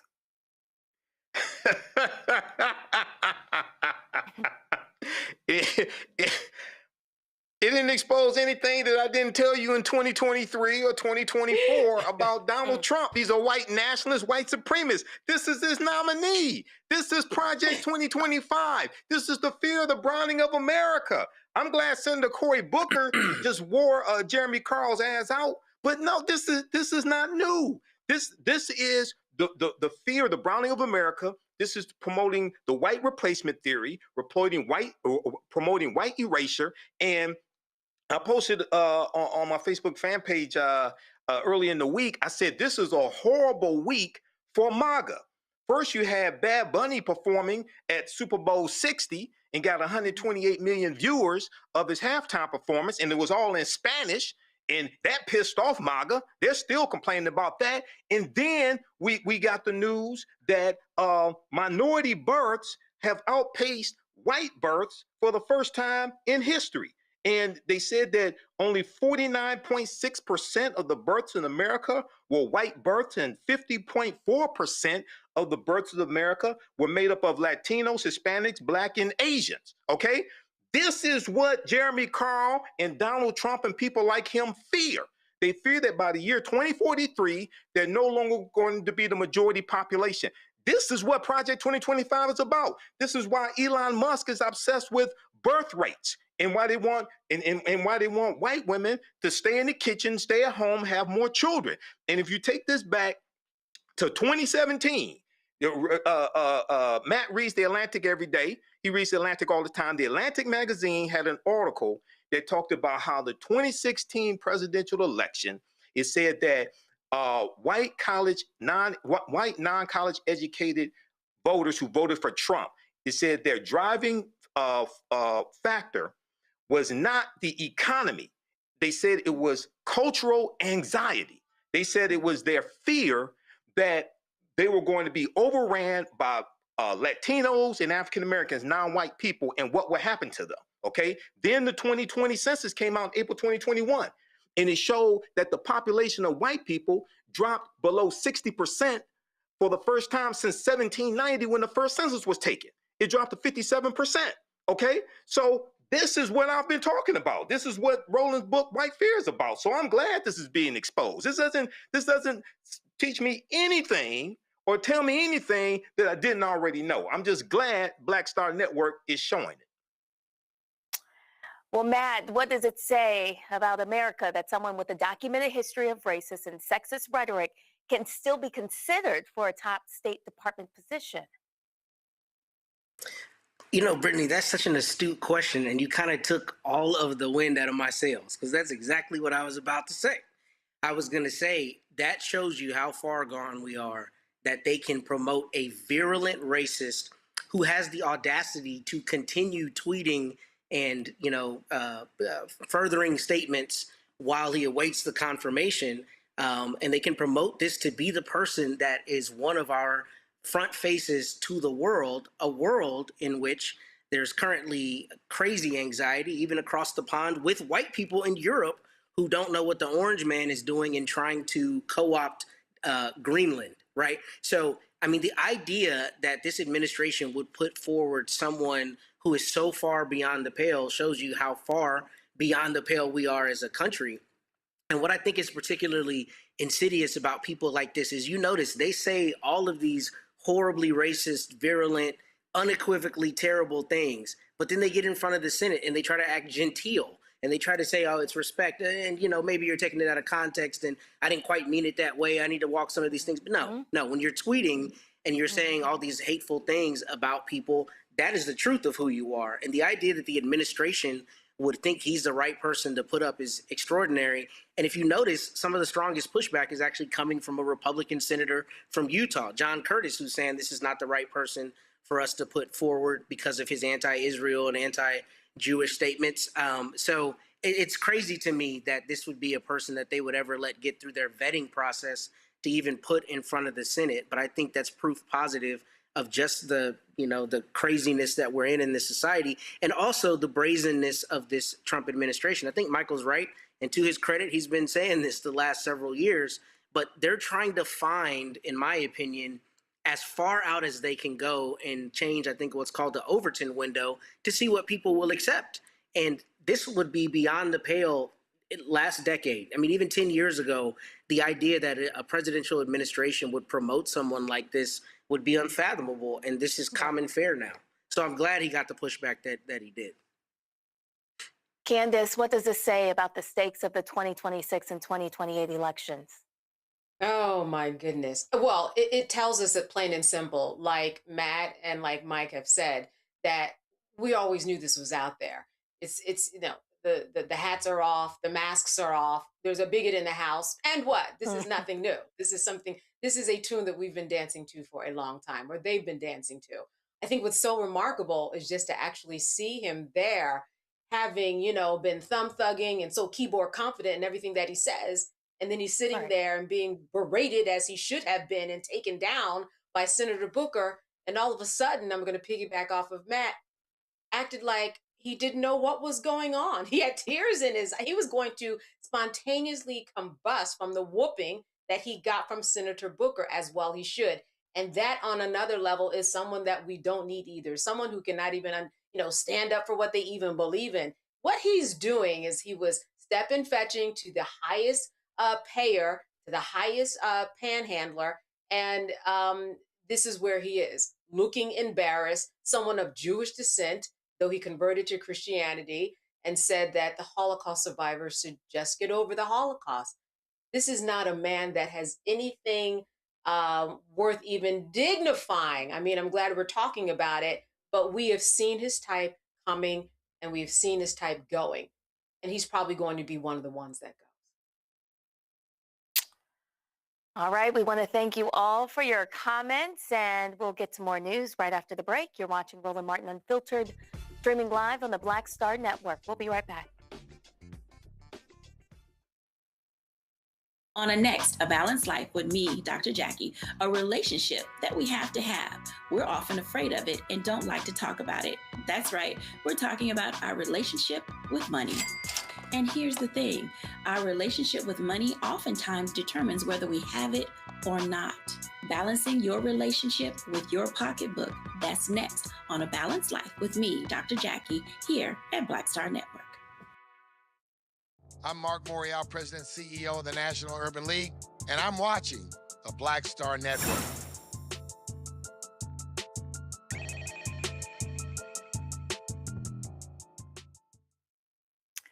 Well, there was a heated exchange between Missouri Republican Senator Josh Hawley and Minnesota Attorney General Keith Ellison during Thursday's Senate Homeland Security Committee hearing. Ellison was testifying about fraud during the immigration oversight hearing, which ended with Hawley telling Ellison he ought to be in jail. Mr. Ellison, let me start with you. You're the Attorney General of the state of Minnesota. Do I have that correct? That's a yes? Sir, you're aware of my job. You know the answer to that. You're not going to answer my questions? Are we going to start this way? Are you the Attorney General of the state of Minnesota, yes or no? You know the answer. Mr. Ellison, you're in my courtroom now. You're under oath. So I suggest that you answer my questions. You the Chief Law Enforcement Officer of the state of Minnesota, yes or no? Let's try another question. Are you familiar with the $9 billion in historic fraud out of your state, including the $250 million in the Feeding Our Future program alone? You familiar with that? Don't turn to the pages in your book to get your potted answers. Are you familiar with it? Yes or no? Yes, I am familiar with it. Very familiar, aren't you? Because the people who ran the Feeding Our Futures program came to you in your official office in the state capitol December 11th, 2021, and asked for your help in getting investigators off their backs. They complained to you for upwards of an hour about state investigators going after them, and they begged you to help them, and you agreed to it, amazingly. And we know you did. That's not because true. It's all caught on tape. Yeah, Every single sentence is caught on tape. Here's what you said. Let's take a look. Obviously, you said, it's not a question. You said to them, send me the names of all these folks who are investigating them. You said to them, send me their names. And I'll take that list and I'll call the person over at Education who is investigating them and say, what's going on? Why am I getting these complaints? Then you went on to say, I already have my team working on this. What day should we get together to discuss it again? You made pledge after pledge to them. You said, we've got to make sure this guy who's investigating them stops it. You said, you have my attention. I'm concerned about this. You said, let's go fight these people, meaning the people who are investigating the fraud. Why'd you do it? Why'd you help them? Are you going to let me answer? Please, we're all ears. So first of all, you're cherry picking quotes out of there. Why did you help them? I thought you were going to let me answer. Why did you help them? Are you going to let me answer? Why did you help You them? let me answer and I'll answer you. Tell the truth and I'll let you answer. I will tell the truth. Good. Let's do that. That'd be a nice change. Why'd you help them? Now see, Mr. Chairman, I didn't come here to be insulted. I came here voluntarily. You came here for the truth. Let's have it. Why did you help them? The quotes are here. They're in black and white, and every member of this audience can listen to the recording. It's 54 minutes long. It's all in public. You can Google it right now and listen to it. And listen to it all. Why'd you help them? First of all, I didn't help them. You did help them. No, I did not. I certainly didn't. You're saying you didn't do anything for them. You didn't. Well, wait a minute. I already have my team working on this again. That's not you? I have my team assisted with the information that led to the prosecution and conviction of these people. No, you didn't. You didn't lift a finger to prosecute them. No, you did not. You didn't lift a finger to prosecute them. Federal prosecution. You had, BS. You had whistleblowers come to you as early as 2019. You're the one talking BS. Hey, listen, it's my time. Doesn't know what you're talking about, sir. No, sir. You now have encountered the truth and you don't like it. Why'd you take their money? Why'd you take their money? I didn't. You took $10,000. No, that's a false statement. $10,000 9 days after the meeting. False statement. You took $10,000. Here's what happened. They went to your office. They solicited money from you. They solicited help from you. That's also wrong. They came to your office. It was your official office. You met with them for 54 minutes. No, they didn't. They asked you for help. You pledged it to them, and they talked repeatedly about money. In fact, it's all they talked about. That's a lie. Money, money, money, money. They said, we will put our dollars in the right place. We will support candidates that will fight to protect our interests. You replied, that's right. They said, if you are secure in your donor base and secure in your power base, you can act the way you want. You replied, money is freedom. They said the amount of money circulating, I'm reading the transcript, the amount of money circulating in our community today is powerful, and we haven't realizing it in a meaningful way. And you said, give me the specifics. And 9 days later, you took $10,000 from people who were then indicted. It's in your reports. Why'd you do it? Sir, was it worth it? You know what? This is a theatrical performance. 10,000. This is the truth. This is what accountability looks like, of which you've had none. You helped fraudsters defraud your state and this government of $9 billion, and you got a fat campaign contribution out of it. You ought to be indicted. True. Well, that's the truth. I think we've made the point. Let's keep the tenor just for a the little record. more calm. I'll ask how I want He's to, lying, Paul. and that's the truth. Oh no, this is all on the record, no, sir. Did you bother to? Did you bother to investigate where the money that you facilitated their fraud for, where it went? Do you know where it went, what it was used for, the fraudulent money? I do, because we just heard testimony about it yesterday. Because we were key players in the hundreds of millions of dollars to terrorist groups, to transnational criminal organizations, to the drug trade, to drug trafficking, to child trafficking. And you took $10,000 That's a lie. And helped them do it. You know, the other thing is, whistleblowers came to you as early as 2019. Let's look. As early as 2019, whistleblower. Don't talk over me. As early as 2019, it's my hearing, pal. As early as 2019. Don't call me whistleblowers came to, well, I should call you prisoner because you ought to be in jail. Well, we'll see what you can do about it. In 2019, whistleblowers came to you in your office and referred to you fraud allegations from Feeding Our Futures, and you blew them off. Listen, your own state newspaper investigated it. The Minnesota Star Tribune, the Partners in Nutrition, brought its concerns to the Attorney General's office in 2018 and in 2019, and you did nothing. You did nothing for years. The only action you took is, once all these fraudsters came to your office and asked you to get involved and offered you money, then you got involved. Then you took the money, and then you got involved. They did not come to my office. You're completely wrong about that. You met with them for 54 minutes, and you took $10,000, and they also gave your family money. They gave your family thousands of dollars in campaign contributions in addition to what they gave false you. Statement. Let's put this is completely untrue. The New York Post. Yeah, we know the New York Post. Minnesota Keith Ellison, AG, accepted campaign donations from individuals linked to the $250 million COVID fraud scheme after they were in your office. The donations came on December 20th. Sir, you met with them on December the 11th, and on January 20th, the FBI knocked over their headquarters. No. That's the sequence of events here. No, it's not. You've been right at the center of this fraud thing from the beginning, and you've enabled it. And, sir, you should resign. And, sir, you should resign. I was thinking the same thing about you. Should resign. I was thinking the exact same thing about you. I'm sure after encountering this truth, you are, because it hurts to have accountability, doesn't it? Because after this parade of lies and presentation, I think you should be ashamed for misrepresentation.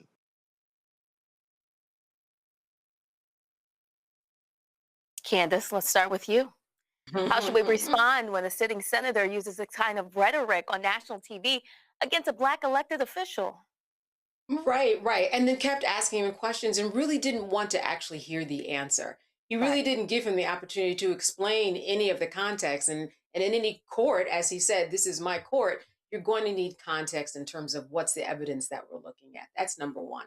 Number two, there were some, 76 people who were indicted as a result of this fraud that was taking place, that the Attorney General said, hey, we did in fact help the authorities get these people who did come to my office. I mean, you can kind of piecemeal that together. If there was any issue or if he was involved on any level, don't you think the prosecutors would have already brought him in and deposed him? He wasn't deposed in any one of those cases so far, albeit there's light that is shown on him and maybe now he will be called. But this has been going on for 4 years. So in terms of his involvement in the fraud, some financial transaction and wire fraud of some sort that he could have been brought on, because that's what the other people who were indicted, they were brought on those particular charges. He had nothing to do with it so far, or else wouldn't the prosecutors already called him to the task? They did not. So this is, just a word salad on the part of Crawley. And we've seen it before. And it's also just a painful way of listening to, as he said, his court, and asking a witness, if you will, questions and not letting him answer. It's just a bad way of doing legal business, congressional business, and business when you are elected by the people. Michael, how does this clash fit into the bigger picture of how Black leaders are scrutinized for alleged wrongdoing? Well, this is white nationalism and white supremacy on display. Now, punk ass Josh Hawley, who gave a fist in the air to the January 6th insurrectionists, and then ran like a little punk when things got too hot. That's the same Josh Hawley of Missouri. Okay, for people, just so people understand, he's up for re-election this year. Vote this son of a bitch out of office. This is why elections have consequences. This you don't understand, right? Donald Trump just said today that there's going to be nationwide, something like nationwide voter ID, whether it's passed or not. He said that for the 2026 midterm elections. These people are literally, these white nationalists, white supremacists, MAGA, they're literally scared to death of the 2026 midterm elections because they know if Democrats take back control of the House of Representatives, possibly take back control of the Senate, they know Trump's regime, that it will put the handcuffs on a lot of this, and there could possibly be some type of impeachment processes as well. If not for Trump, it could be for attorney generals, things of this nature. Okay, and they see that in election after election, special election after special election, Democrats are either winning or outperforming. Okay, so Josh Hawley is trying to make the highlight reels on Fox News, and he will. But he'll also make the highlight reels on Black Star Network, the African History Network show, and others. So we have to understand this is straight out of Project 2025. And to Attorney General, State Attorney General Keith Ellison, to his point, that investigation into feeding our future, the fraud scheme, that started under the Biden administration, Biden-Harris administration in 2022. U.S. Attorney announces federal charges against 47 defendants in $250 million feeding our future fraud scheme. Tuesday, September 20th, 2022. This is from justice.gov, the website of the Justice Department. That investigation started under the Biden-Harris administration. So Josh Hawley is just grandstanding, but vote his ass out of office. Matt, would you say Hawley's approach here is part of a broader strategy to criminalize or discredit Democratic leadership? Yes, and I rolled my eyes because I knew you were going to go to Michael first, and I knew he was going to steal about 80% of what I wanted to say, Brittany. So thank you, brother, for doing that. And he was spot on. I mean, since I saw in real time Josh Hawley throw that fist in the air and then learned about him running in the halls of the Capitol, he has been probably the person I hate in the United States Congress the most. This guy was valedictorian of his high school. He went to Stanford and Yale Law School. He's not a dummy by any means. This is all pageantry. It's all performative. It's all to try to hopefully fill the power vacuum that will hopefully be left when the orange man is gone. That's what it is. This is all about playing games, and it's all about criminalization. You know what's interesting? If we didn't have legislative immunity, you could actually sue him for defamation. Now, I don't know all the truth of what Mr. Ellison took in terms of campaign money or any of that kind of stuff. But what I do know is generally when you have malice, when you have somebody who is making completely false statements and they're malicious and they're intended to, advance false claims against you and what you've done, you can generally bring a lawsuit. That's not going to happen here. But to answer your question in a roundabout way, yes, I think that's what we see in general.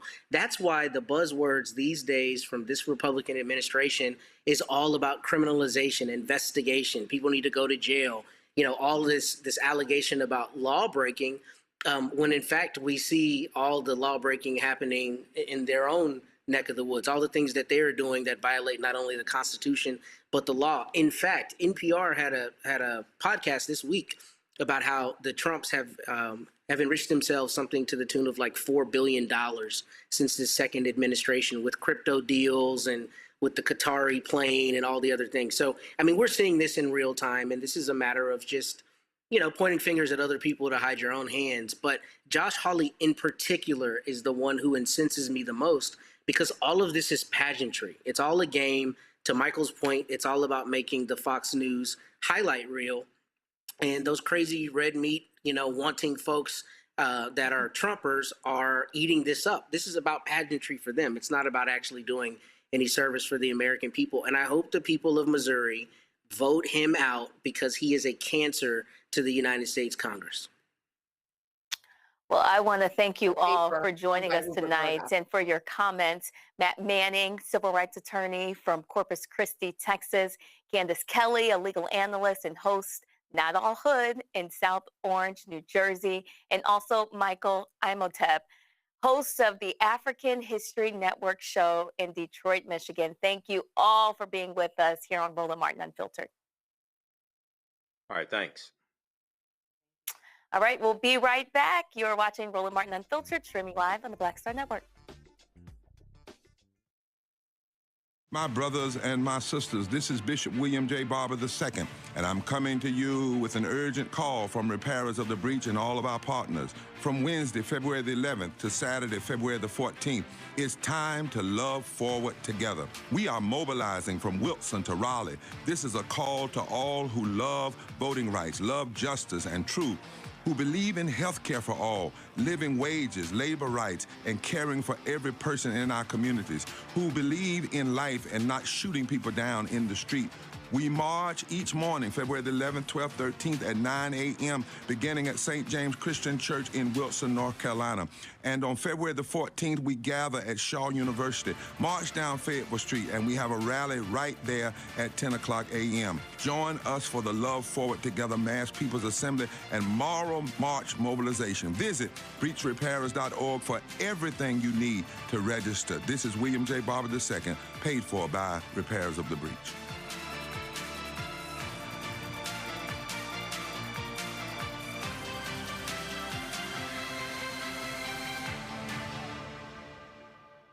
How you doing? I'm Mark Curry, and you're watching the Black Star Network. That's why I got these glasses on, because that black star is bright.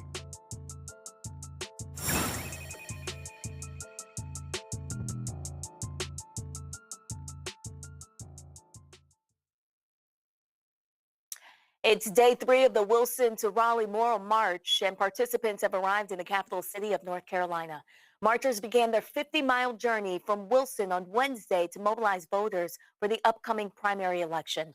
The march focuses on key issues such as voting rights, healthcare access, and higher wages.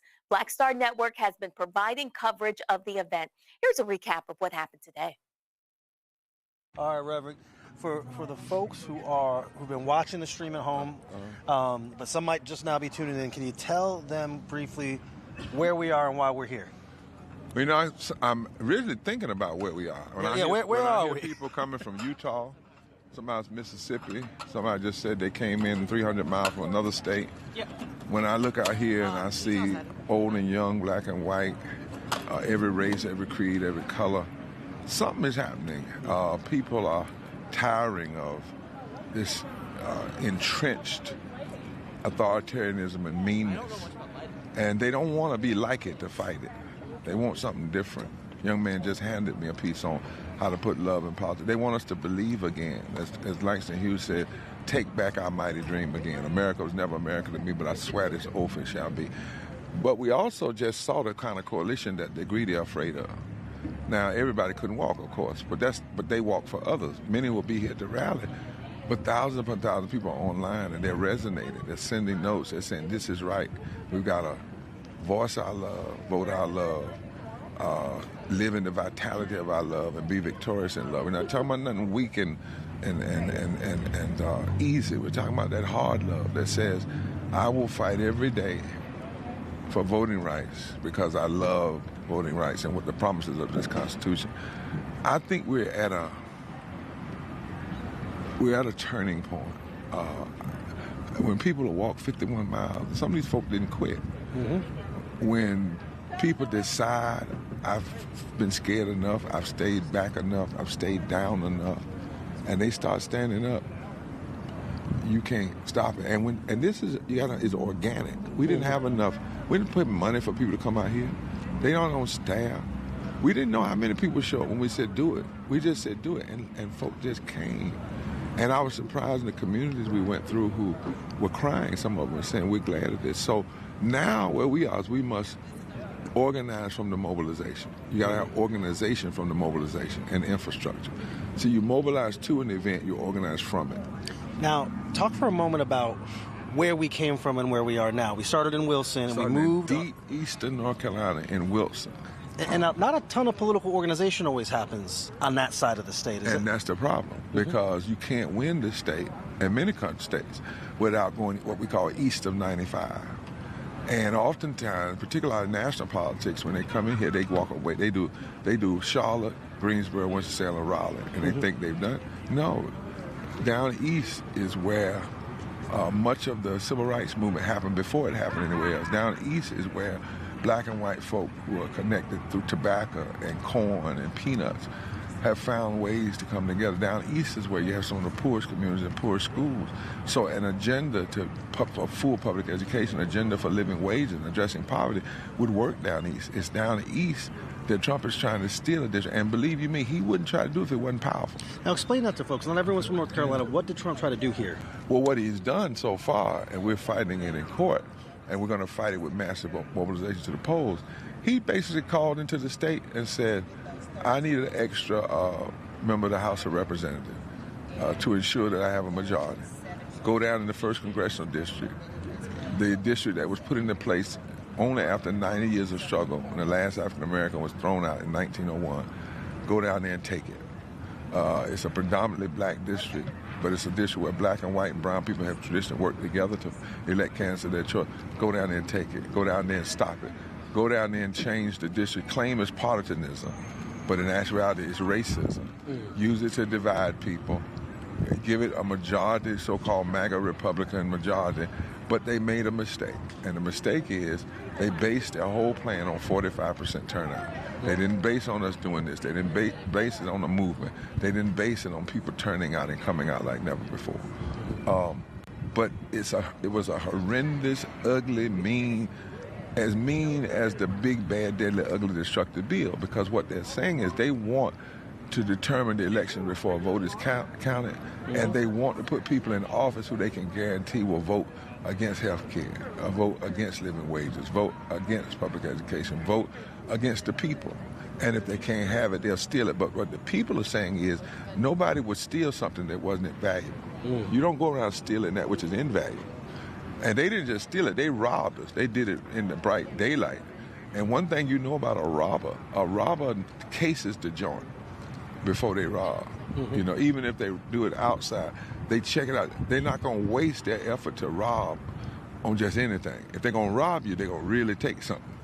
And so this was a robbery that we've got to fight in the street, at the ballot box, and in the courts. Now, we've started to see across the country backlash to these types of attempts from Donald Trump. We've seen in special elections and in some other off-year elections responses from electorates that look different than we might have otherwise expected. Texas districts that are plus 20-something Republicans, suddenly a Democrat is showing up and winning. Right? They're winning. And so what do you think the message should be taken from that is, and how does that fit with the work that's happening here in North Carolina? Is obviously we're in a midterm election year. Early voting for this primary started yesterday. Can you speak to me about the movement and the work you all are doing and how it fits, while it's not explicitly partisan, how it fits within the context of the elections and in some ways both the resistance and the response to the current administration? Well, a couple of things. You're right in that we did this deliberately doing same-day registration and early voting. So as we were marching to Raleigh, people are marching to the polls. They can register and vote the same day. We won that by people coming together in 2007. We didn't always have that in North Carolina, but we brought together a coalition that pushed Democrats at the time to do the right thing. There is a backlash because what you find out is if you take my health care, the denial of health care doesn't cause just black folk to die. It doesn't just cause the Democrats to die. People die. If you take Medicaid off the table, 800 hospitals are going to close, according to one stat. Those hospitals don't just care for black people. Pain like this, public policy pain, has a way of reshifting people's vision. And they start realizing it's not cute anymore. It's not cute to say, I'm over here with this person and they're going to fix everything, especially when they do the exact opposite of what they said they were going to do. Instead of, they create more poverty, more hurt, more pain. In those moments of pain, there's the possibility of bringing folk together. There's a possibility of saying the infrequent voters. You know, there are 30 million infrequent out of the 87 million poor and low-wage voters. There are 30 million that didn't vote. The number one reason they don't vote, data after data says nobody talks to them. But what if we did? That's the moment we're in. What if we did? It doesn't surprise me that a so-called Republican district could be changed, because really the South is not red or blue. It's unorganized. It's divided. And when we bring people together, that's the greatest fear of these extremist oligarchs. I think you can mark it here that you're going to see one of the biggest tidal wave media election that you've seen in years in this country. And the pollsters will not be able to poll it. Because, say, for in a state like where people can go same-day registration, early voting, give you an example, in 2008, when Obama won, he lost on election day. But he won through the number of people that went early voting. And you couldn't really measure that because they weren't even registered prior to the election. They didn't have a record of voting. I think people are tired. And I think in some ways this might seem strange to folk. Trump, Steve Miller, all of them, they're tired. There's a weariness that goes with meanness. There's a weariness that goes with hatred. At some point, you can't go but so far, and then everybody starts disliking. That's right. That's the ugliness of hate. I mean, eventually, you just look crazy to everybody. And even folk that may have been with you won't stay with you. They'll say, no, that's too far. So what's the message beyond Trump to the folks who seek to replace him, both as Republicans and as Democrats? What are the lessons they should take from what's happening here on the ground in North Carolina? Well, I would say to the politician, if you're speaking in front of people, don't take 20 minutes to talk about Trump and 2 minutes to talk about what you're going to do. Flip it over. Speak to those folks that have lost their health care, those 16 million people. Speak to those people that lost their SNAP and lost public education and hospital. Say, if you get elected, tell them what's going to happen in the first 25 days if you have a majority in your party. Lay it out. Don't say first 100 days. Say first 25 days. This is what we're going to do. This is what we're going to do. We're going to fully restore voting rights first 25 days. If you give us a majority, we're not going to wait around. We're not going to pussyfoot around. We're not going to try to bring everybody along. We're going to say to those who are willing to go, let's go, and those who aren't, well, we're just going to vote you out of the way. You can stay there and be mad, stay there and want to be divided, but we're not going to spend all our will compromising and being moderate. We're going to do what's right. We're going to do what's right. That's what people are looking to hear. What is your vision? Why are you running? Not just I'm against Trump. I'm against Johnson. I'm against the Senate. What are you for? That's what people want to hear. All right, Reverend Barber, appreciate you taking some time to talk. And so for the folks who are watching, what's the call to action for today going into tomorrow? Today's call to action is go to our website, hit the QR code. If you can participate, participate. If you can donate, donate. Send it everywhere you know. If you know people in North Carolina, Virginia, within 60 miles of this capital, tell them they need to be here, starting over by Shaw University, coming up Fayetteville Street to the Capitol. Tomorrow at 8:30, we start marching at 10. Be here, and then use this as a model for what you do in your own state. I've already gotten calls from another number of states. Would you come and lead one? No, I'll come and help you, because we need everybody doing mass public education through mass mobilization, and then to do massive county-based, micro-focused voter participation, voter election, and get out to vote. Those two things from the bottom up. This is not going to happen from D.C. down. It's going to happen from the bottom up. Of course. Well, again, everyone who's been streaming, been watching us for the last 3 days as we've walked our way from Wilson here to Raleigh. You've been here all the while, We've been here the whole time. My God. Rain, shine, cold. Look at it now, though. Yeah, we got the sun out. That's right. I remember you saying that on the first day of March, you noted when we talked at the end of the day, you said at the beginning of the day it was raining, and then the sun came out by the end. Came out. Because I'd asked you. If you stay long enough. Well, that's right. And that's my point. If you stay long enough, people say, well, this doesn't work. No, you didn't stay long enough. That's what we have to learn. The first day that they sat down on the bus didn't change a thing, but they stayed long enough. They stayed. The first day we marched, hardly any media picked it up. But by day 2, what you all doing day 3, now it's running all over the internet and everywhere. You have to stay long enough. That's right. Well, we'll be back here tomorrow, and so keep watching on Black Star Network. And that was Black Star Network correspondent Wesley Lowery. Be sure to tune in to the Black Star Network for complete coverage of Saturday's Love for Together, Mass People's Assembly, and Moral March mobilization in Raleigh. That will do it for us tonight on Roland Martin Unfiltered. We hope you have a great weekend, and we'll see you again on Monday. Have a good night.